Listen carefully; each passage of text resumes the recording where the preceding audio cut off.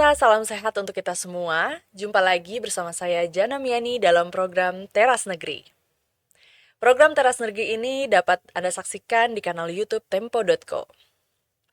Tamu kita hari ini adalah Gubernur Kalimantan Utara, Bapak Brigadir Jenderal Polisi Purnawirawan Dr. Honoris Causa, Bapak Zainal Arifin Paliwang. Assalamualaikum Bapak. Waalaikumsalam, Mbak Jana. Selamat datang di program Teras Negeri Tempo Bapak. Ya, terima kasih sudah diundang di Tempo Group ini di acara Teras Teras Negeri. Negeri. Iya, ini kali kedua ya Pak ya. Iya, alhamdulillah kali Iya, kedua. alhamdulillah. Baik Pak.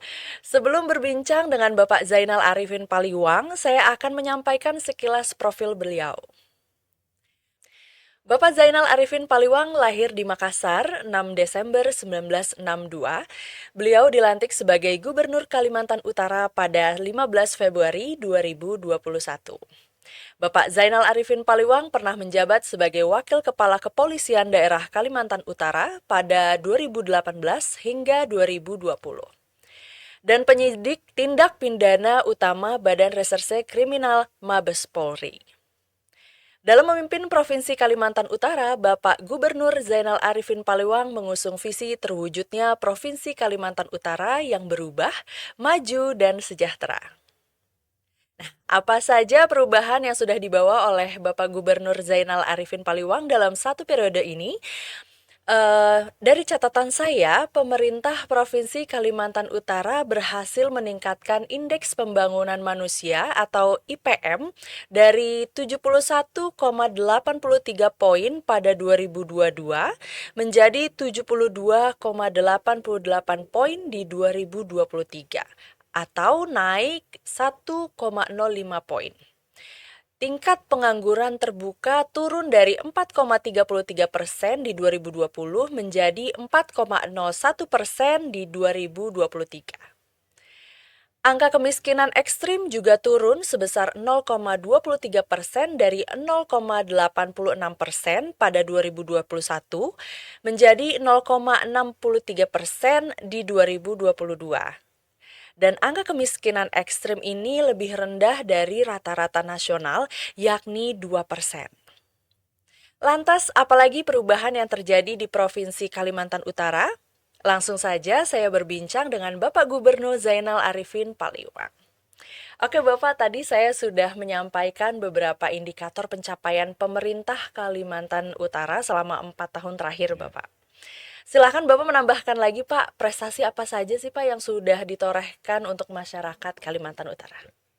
Jadi begini, Mbak Jana, ya, bahwa selama saya dilantik menjadi Gubernur Kalimantan Utara di tanggal 15 Februari tahun 2021, ya ini berjalan sudah 3 tahun lebih berapa bulan ya, 4 bulan. 3 tahun 4 bulan ya, ya saya bersyukur bersama Wakil Gubernur bekerja sama melaksanakan visi misi yang sudah kami buat saat menjadi calon gubernur.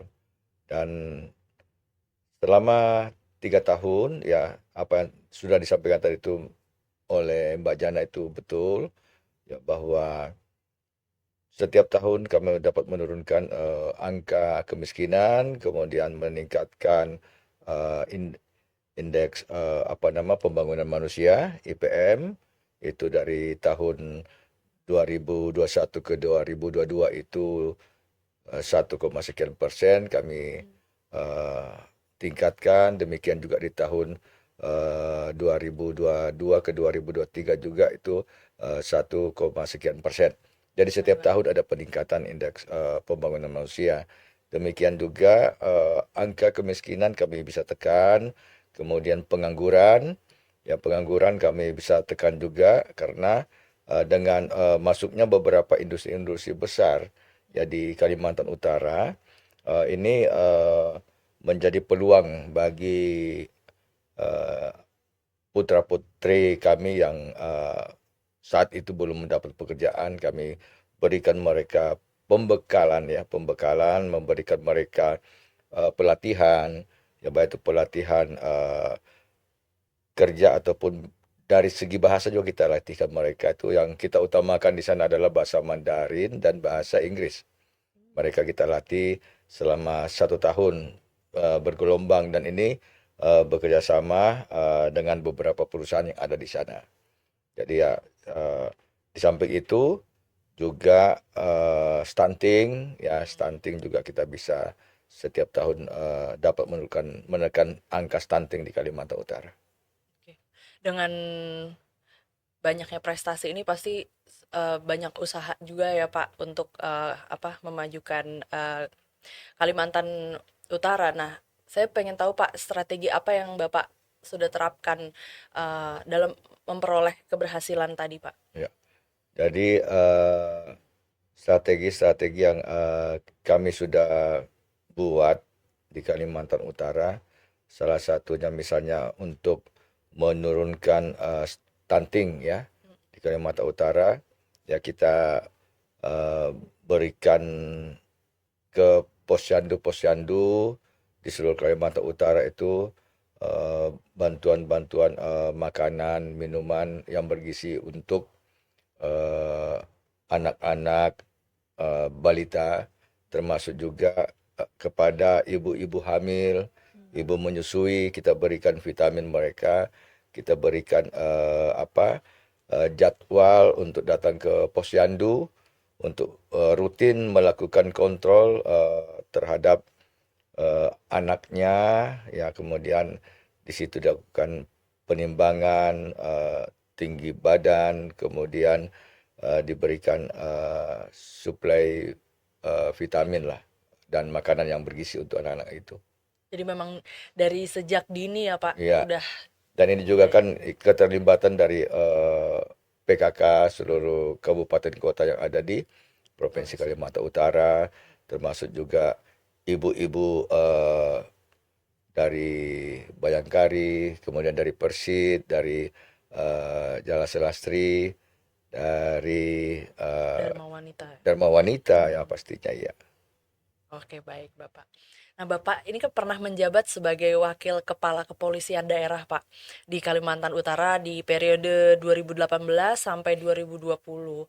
Kemudian menjabat sebagai Gubernur Kalimantan Utara sejak Februari 2021 hingga sekarang.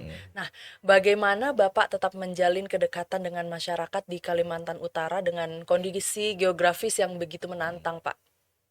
Ya jadi saya selalu berupaya selaku gubernur itu tidak ada sekat ya. Saya menciptakan suasana yang harmonis, suasana yang akrab sebagai gubernur dan masyarakat. Dan kami juga tidak pernah eh, membatasi kapan masyarakat ini mau melakukan diskusi dengan saya, memberikan masukan dengan saya, dan juga tidak pernah melihat tempat di mana saya harus bertemu. Ya, kalau masyarakat minta ketemunya di terminal, ya saya ketemu di terminal. Kalau masyarakat minta untuk berdiskusi di warung, saya ketemu di warung mereka. Dan yang menjadi hambatan di Kaltara ini adalah geografis, ya, geografis Kalimantan Utara, yang mana beberapa tempat, beberapa kecamatan itu hanya bisa kita uh, Akses. akses ya, kita akses ke tempat itu hanya moda transportasi udara saja. Selain itu tidak ada. Oh gitu Pak, Iya, darat juga belum tidak ada bisa berarti. ya, belum tembus lah. Tapi Oke saya baik. sudah berupaya untuk bagaimana akses darat ini bisa kami tembus, walaupun itu jaraknya hanya 90 kilo dari Kabupaten Nunukan ke Krayan misalnya, tapi itu pernah saya coba itu 3 hari 2 malam baru tembus. Wow. 90 kilo loh. Iya. Ya 90 kilo, tapi itu tidak mematahkan semangat saya untuk bisa memperlihatkan ke masyarakat bahwa saya saja gubernur bisa apa melalui itu gitu. Oke baik Bapak. Nah Pak, sebagai provinsi yang baru berusia 11 tahun ya Pak, Apa sih Pak tantangan bagi pemerintah Kalimantan Utara dalam mendorong pembangunan dan kesejahteraan masyarakat? Hmm. Jadi tantangan pembangunan Kaltara sangat kompleks ya, sangat kompleks dan dinamis, dan hal ini membutuhkan upaya-upaya kolaboratif ya dan inovatif untuk mendorong pembangunan dan meningkatkan kesejahteraan masyarakat Kalimantan Utara. Seperti hambatan geografis yang sudah saya sebutkan tadi, yang kalau di Jawa itu 90 kilo paling 1,5 jam kita bisa tempuh, tapi di Kalimantan Utara bisa sampai 3 hari 2 malam baru bisa mencapai tempat yang kita tuju. Dan pastinya Kaltara ini membutuhkan investasi yang besar dan penyediaan sarana prasarana pelayanan publik pastinya.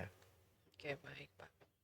Ini Pak, saya dengar-dengar Bapak kemarin habis dari Goa Kars ya Pak ya? Ya, Goa betul. Kars Batu Putih itu ya Batu Pak? Putih ya di Mm-mm. Desa Desa Karangagung. Karangagung ya. Mm-mm. Itu Bapak boleh diceritakan dong Pak perjalanan Bapak kemarin? Ya, kami start dari Tanjung Selor ya. Tanjung Selor itu bersama beberapa kepala OPD saya ajak memang sengaja karena tempat itu informasinya sangat-sangat indah.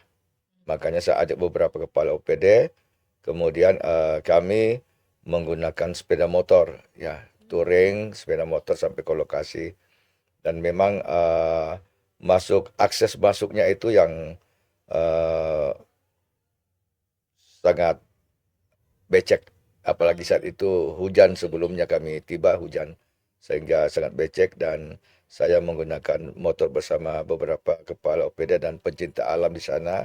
Di pastinya di lokasi sudah siap itu kelompok sadar wisata di Desa Karangagung ya kan. Nah, kami tempuh 1 jam 15 menit lah sudah tiba di lokasi, dan kami persiapan untuk masuk ke gua. Dan gua, informasi di sana yang kami dapat bahwa ada 7 gua di lokasi itu yang bertingkat, bertingkat. Dan saya hanya sempat masuk 3 gua yang saya sudah telusuri. Masih ada 4 gua yang belum saya telusuri karena waktu 3 gua ini saya tempuh 2 jam setengah. Waktunya habis 2 jam setengah untuk menelusuri 3 gua ini. Dan di dalam gua memang luar biasa indahnya stalaktit stalagmit ya yang ada di dalam gua. Kemudian panorama dalam gua juga sangat cantik. Kemudian juga ada stalaktit stalagmit yang sudah nyambung. Kita bisa bayangkan sudah berapa puluh tahun ya kejadian itu terjadi sehingga stalaktit stalamitnya bisa bersambung. Dan di dalam suasananya luar biasa lah dalam gua di Karangagung ini. Berarti ini salah satu potensi wisata baru Potensi ya Pak? wisata, dan ini juga menjadi salah satu kami mau jadikan satukan nanti untuk geopark di Kalimantan Utara. Oke. Ya, kita sudah menyusun perencanaan, dan saya juga sudah sempat beraudiensi dengan Pak Menteri ESDM untuk hal-hal apa yang harus kami siapkan untuk bisa terwujud geopark di Kalimantan Utara. Selain selain maaf, selain Goa Kars ini Pak, apa potensi pariwisata di Kalimantan Utara lainnya Pak? Ya, cukup banyak sebenarnya ya, cukup banyak potensi wisata di Kalimantan Utara. Selain Gua Punan Batu, kemudian Kars Batu Putih, kemudian ada juga Batu Tumpuk di sana. Ini kan merupakan wisata alam ya, wisata alam yang ada di Kalimantan Utara ini. Selain itu juga ada pantai di Tanah Kuning, ada air terjun di KTT, ya kemudian beberapa air panas, kemudian arum jeram cukup banyak di Kaltara, dan di samping itu juga hutan, ya hutan lindung yang ada ukuran kayu 21 rentang orang baru ketemu. Itu besar batangnya itu 21 kami berpegangan baru bisa tersambung. Wah, Nah, itu. luar Itu biasa. dari di wisata untuk wisata Alam alamnya. ya. Nah, Kalau belum lagi ada wisata sejarah, kemudian di sana ada bekas-bekas meriam Jepang, ya, hmm, benteng-benteng Jepang, tempat upacara upacara Jepang juga masih ada di sana. Kemudian juga ada wisata olahraga, ada wisata budaya. budaya, ada kuliner, hampir lengkap lah. Apa tuh Pak kulinernya Pak? Wah, kuliner Yang yang terkenal di Kaltara itu ya seafoodnya ya. hmm, Seafoodnya karena semuanya itu organik, ya seperti udang, kemudian bandeng, itu organik semua tanpa diberikan apa pakan oh, di tambak itu. jadi alami semua Alami ya Pak ya. semua ya. Menarik. Oke Pak, kalau kita berbicara soal pariwisata, kita nggak lepas nih berbicara tentang UMKM. Ya. Nah, bagaimana Bapak turut mendorong bangkitnya ekonomi masyarakat melalui UMKM ini Mm. Pak? Jadi berbicara masalah UMKM itu kan tidak terlepas dari perhatian pemerintah Provinsi Kalimantan Utara yang memiliki 17 subsektor, 17 subsektor dan saat ini Kaltara unggul di subsektor kuliner, kria seperti batik yang saya gunakan ini. Hmm, Kemudian ada juga fotografi. Di samping itu sejauh yang dilakukan oleh masyarakat masalah UMKM ya ini cukup banyak itu ada lebih kurang itu 250 di Malino, kemudian 1.000 di Tarakan, 1.250 di Nunukan, 650 di Bulungan, dan 250 di Tanah Tidung. Ini semua jumlah UMKM yang ada di Kaltara. Dan saat ini Dinas Pariwisata Kaltara juga di bidang pemasaran pariwisata mendorong haki bagi seluruh pelaku UMKM, artinya UMKM yang mereka sudah buat kita bisa daftarkan menjadi hak kekayaan intelektual mereka sehingga tidak uh, terganggu dalam memproduksi ya dan mereka sudah punya hak yang dilindungi dan untuk mendorong ekonomi kreatif juga untuk berkembang uh, kegiatan UMKM di Kaltara ini kita melakukan promosi yang secara nasional dan maupun internasional melalui event-event yang ada diselenggarakan di luar negeri maupun di dalam negeri. ya. Seperti bulan lalu kita ke San Francisco memperkenalkan bagaimana budaya di Kalimantan Utara khususnya suku Dayak. Kemudian kita juga membawa beberapa hasil UMKM dari masyarakat Kaltara yang kita bisa pamerkan dan kita bisa jual di saat kegiatan pameran di luar negeri ini. Demikian juga saat ada pameran dalam negeri kita juga selalu mendapatkan tempat untuk mempromosikan ini.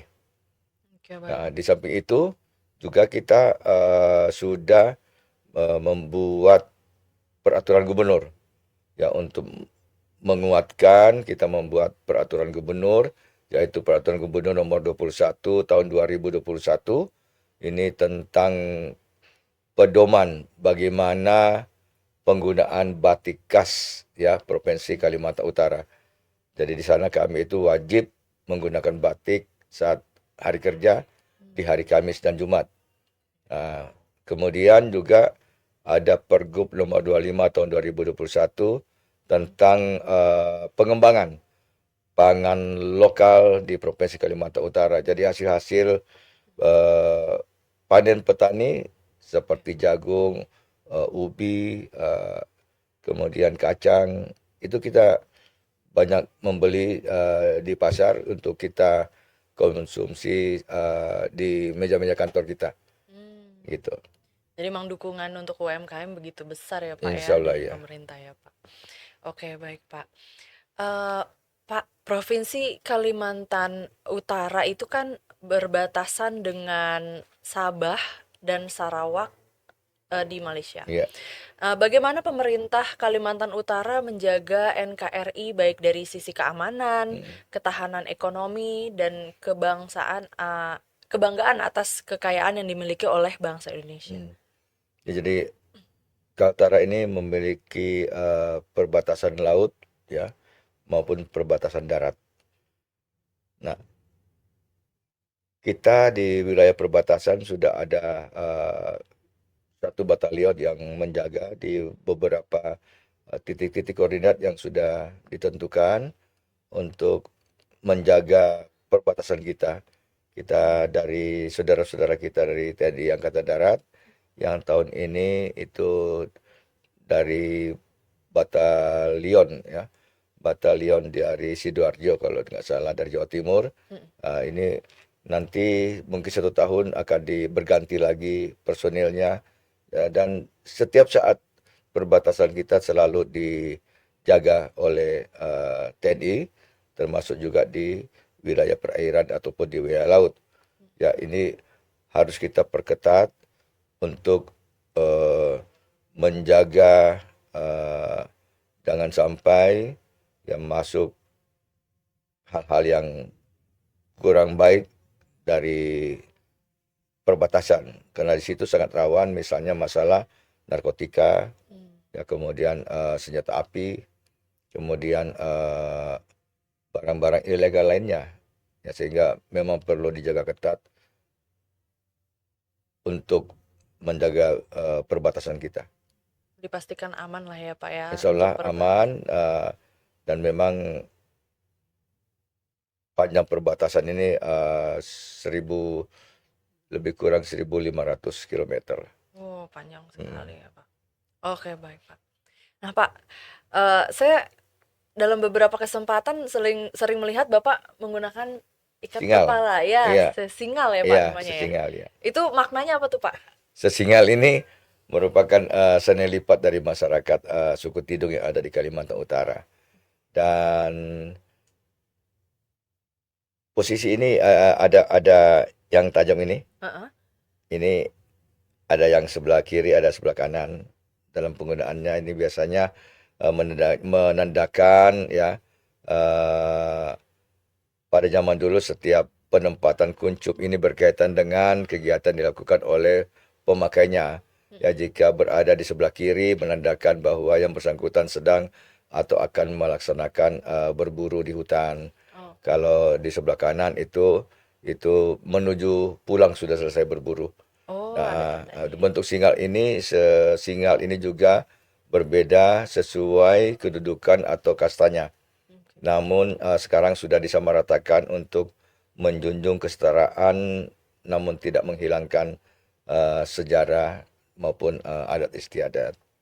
Dan Hmm. sesingal ini di setiap saat selalu saya gunakan untuk eh, apa namanya ini menjaga jangan sampai anak cucu ya khususnya suku Tidung ya ini sampai hilang lah.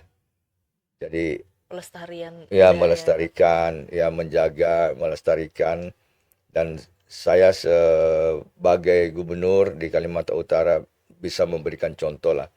Gubernur saja menggunakan kan, Iya. ya dan sehingga ini saya gunakan setiap saat. Mungkin saya tidak gunakan hanya saat mandi saja. Oh. Ya, hanya saat mandi saja saya tidak Benar. gunakan singal ini. Tapi Oh, tidur juga pakai Pak? kalau saya kecapean baring di kursi kan Oh, tidur menggunakan nggak tidur. singal. Ini motifnya emang batik batik khas Ya, Kalimantan Kalimantan selalu ya Utara. Pak. Jadi biasanya sesinga ini diambil dari motif-motif batik yang ada di sana. Oh. Karena di sana kan ada motif batik Bulungan, motif batik Tarakan, motif batik Nunukan, Mm. motif batik Malino. Itu Hmm. punya ciri khas sendiri. Eh, Oke, baik Pak. Nah, Pak, dengan karir yang begitu panjang di kepolisian, Hmm. kemudian sekarang Bapak di pemerintahan daerah, apa sih Pak cita-cita yang ingin Bapak wujudkan? Ya, cita-cita yang ingin saya wujudkan di Kalimantan Utara ya, karena waktu saya menjabat sebagai Wakapolda di Kaltara, saya lihat begitu besarnya ya potensi yang dimiliki Kalimantan Utara. Dan sering saya sampaikan bahwa Kalimantan Utara ini merupakan serpihan surga yang diturunkan oleh Allah Subhanahu wa taala, Tuhan Yang Maha Kuasa, ke Kalimantan Utara. Nah, kita yang ada di Kalimantan Utara ini bagaimana bisa memberdayakan ya kan, memberdayakan potensi-potensi alam ya yang ada di Kalimantan Utara untuk kesejahteraan masyarakat Kalimantan Utara. Nah, seperti masalah pembangunan ekonomi hijau misalnya kan, Mhm. kemudian juga pertumbuhan pembangunan hidropower. Ya, hidropower ini potensi hidropower yang ada di Kalimantan Utara itu 22.000 megawatt. 22.000 megawatt akan bisa ya dibangun sumber kelistrikan tenaga air yang ada di Kalimantan Utara. Di samping itu juga Kalimantan Utara juga memiliki beberapa sumber daya alam, sumber daya perikanan, ya kan luar biasa. Makanya saya waktu menjadi Wakapolda melihat potensi ini dan dorongan dari beberapa tokoh masyarakat untuk saya maju menjadi gubernur dan alhamdulillah saat di Pilkada tahun 2020 yang lalu saya bisa menjadi pemenang untuk memimpin Kalimantan Utara. Nah, Em, Pak, siapa sih Pak yang memberikan dorongan terbesar Bapak atas pencapaian yang sudah Bapak dapatkan selama yang ini, Pak? memberikan saya dorongan, semangat, ya adalah tokoh-tokoh masyarakat yang ada di sana. Termasuk juga tokoh-tokoh adat yang ada di sana, tokoh pemuda, tokoh wanita, yang selalu memberikan support, ya termasuk yang pasti adalah istri, ya istri dan anak-anak gitu. Jarang sekali saya bisa berkumpul bersama selama saya menjadi gubernur ini sebenarnya bersama keluarga sangat jarang. Ya, saya sering istilahkan ini sama keluarga itu ilmu selisih. Apa itu, Pak? Ilmu selisih itu begini, ada kalanya saya tiba di Tarakan, istri ke Jakarta, Oh, gitu. selisipan kalau Iya, kita ngomongnya. iya, ilmu selisih. Jadi saya adanya di Tanjung Selor, istri di Hmm, Nunukan, saya ada di Tanjung Selor, istri di Malino. Jadi itulah masing-masing kita punya kegiatan yang sangat padat. Yang penting bagaimana kita bekerja ikhlas, ya kan? Bekerja ikhlas untuk eh, berupaya bagaimana Kaltara ini bisa menjadi suatu provinsi yang sangat baik ke depan, walaupun ini baru berusia 12 tahun, ya 12 tahun, tapi kami dalam hal kegiatan-kegiatan ya bersyukur tidak pernah di ranking 34. hmm, Ya, ya. Ini walaupun usia yang ke-12, ini uh, selalu berupaya lah ya, selalu berupaya bagaimana kami bisa seperti profesi-profesi lain yang sudah uh, lama. iya. Jadi support sistem keluarga tuh bisa mendukung karir Bapak ya Ya, di Provinsi Kalimantan Utara. Oke, baik Bapak. Menarik sekali perbincangan kita kali ini, Bapak. Mudah-mudahan pemirsa bisa lebih mengenal kondisi dan potensi di Provinsi Kalimantan Utara.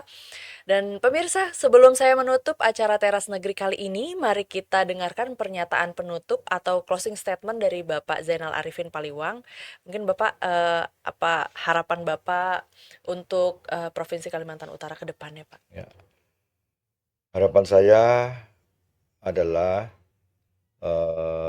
bagaimana saya berupaya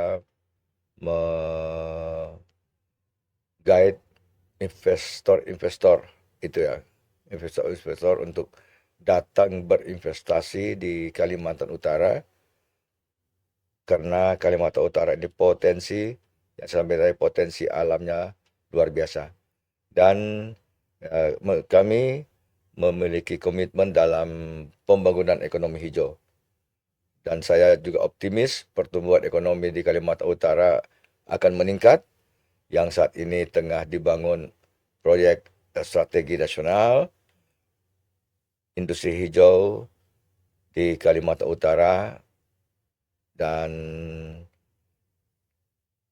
sangat luas kawasan yang akan dibuat di Kalimantan Utara ini, yaitu lebih kurang 30.000 hektar kawasan industri, kemudian juga didukung oleh potensi sumber daya air. Jadi kelistrikan terbarukan ya berupa hidropower yang akan mensuplai ketenaga listrikan di kawasan industri, bahkan seluruh Kalimantan itu bisa kami suplai. Amin. Setelah beberapa proyek pembangunan dari hidropower ini selesai. Mudah-mudahan semua program dan rencana ke depannya bisa berjalan dengan lancar ya Insya Pak Allah, insya Allah. Amin. Ya mohon dukungan seluruh masyarakat Kalimantan Utara.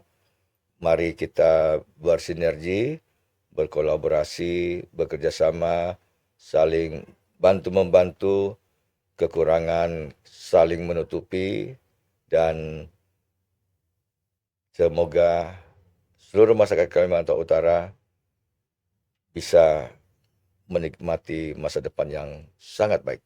Amin, amin ya rabbal alamin. Terima kasih Bapak sudah berkunjung ke Tempo dan berbagi informasi dalam program Teras Negeri. Ya. Pemirsa, demikian bincang-bincang bersama Gubernur Kalimantan Utara, Bapak Zainal Arifin Paliwang. Program Teras Negeri akan kembali dengan sejumlah kepala daerah yang memberi inspirasi untuk kemajuan negeri. Saya Jana Miani beserta kru yang bertugas pamit undur diri. Sampai jumpa.